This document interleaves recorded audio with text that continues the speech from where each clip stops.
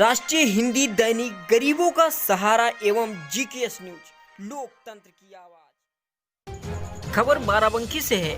बाराबंकी के गांधीवादी राजनाथ शर्मा ने क्या कहा, आइए हम आपको सुनाते हैं। लोहिया के बारे में बताना चाहता हूँ। सन 1963 के 30 अक्टूबर को मैंने उन्हें बाराबंकी में जिला छात्र संघ के उद्घाटन के लिए आमंत्रित किया।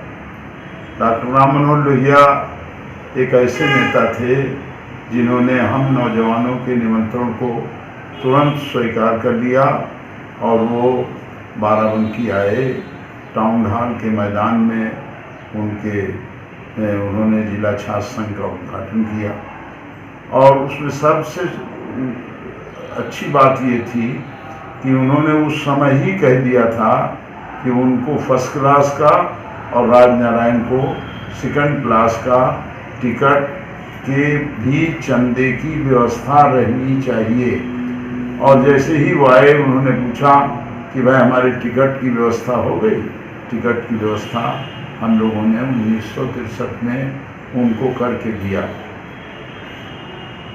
दूसरी, निरंतर हमारी उनकी मुलाकात होती रही, लेकिन जो सबसे महत्वपूर्ण मुलाकात है वो 1967 की है, जब उत्तर प्रदेश में सम्मिलित सरकार बन गई और लखनऊ मेल से डॉक्टर लोहिया चुनाव की समीक्षा के लिए आए।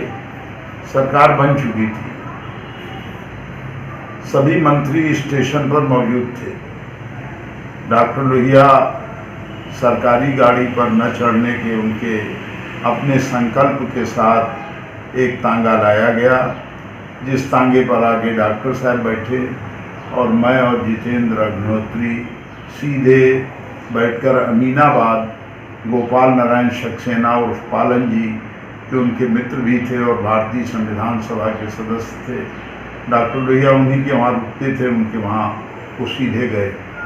उस समय पुराने नेताओं में व्यापक असंतोष था, क्योंकि राजनारायण जी और राम सेवक जी ने मिलकर उत्तर प्रदेश के मंत्रिमंडल के स्थानों को अपने निकटस्थ व्यक्तियों को दे दिया था, जिसके कारण पालन जी, शालिग्राम जायसवाल और प्रोफेसर वासुदेव सिंह जैसे लोग बहुत असंतुष्ट थे। और कुछ अन्य राजनीतिक कार्यकर्ता जैसे जो द्वितीय श्रेणी में आते थे उस समय, उग्रसेन जी इत्यादि भी नाराज थे। सबसे बड़ी नाराजगी पालन जी की देखने को मिली कि पालन जी लेटे हुए थे, उनकी पत्नी बैठी हुई थी। वो डॉक्टर लोहिया के सम्मान में न उठे न खड़े हुए। उनकी पत्नी ने कहा कि वो बहुत बीमार हैं और इसलिए उठ बैठ नहीं सकते। सीधे डॉक्टर साहब अपने जिस कमरे में रुके हुए थे वहाँ आए और वहाँ के बाद डॉक्टर साहब पूरे दिन बुरी तरह से असंतुष्ट थे।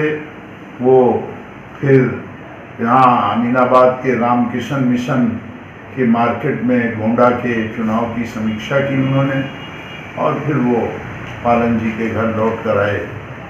उन्होंने उस समय लखनऊ विश्वविद्यालय के तत्कालीन अध्यक्ष एसपी राणा और महासचिव सरदार बेन सिंह आए। डॉक्टर लोहिया किसी से बात कर रहे थे। उन्होंने मुझसे कहा कि डॉक्टर साहब क्या विश्वविद्यालय में शाम को कार्यक्रम दे सकते हैं।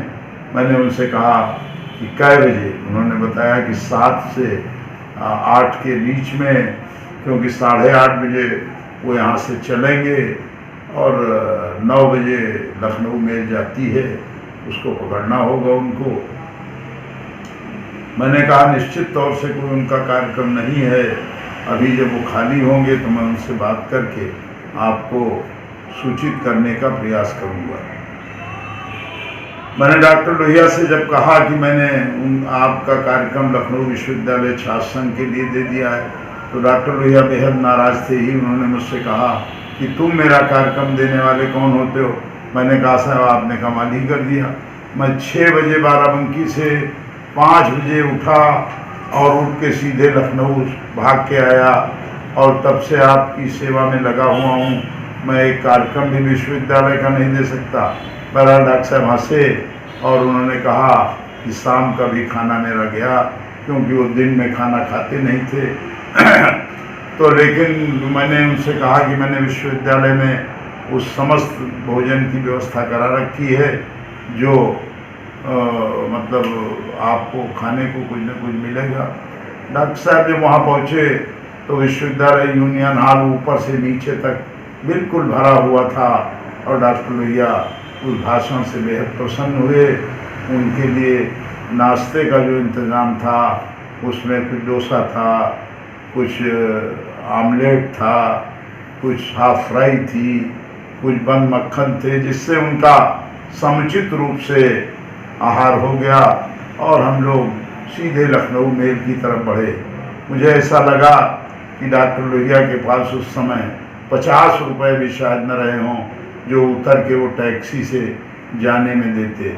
वो किसी को देख रहे थे बार बार और कोई आदमी उनको दिखाई नहीं पड़ रहा था। उतनी देर में पंडित राम सागर मिश्रा दौड़ते हुए आए और उन्होंने उनकी जेब में चलती गाड़ी में हाथ डाल दिया। इस तरह के लोग भारतीय राजनीति में थे जो अद्भुत और अविस्मरणीय हैं, जिनकी याद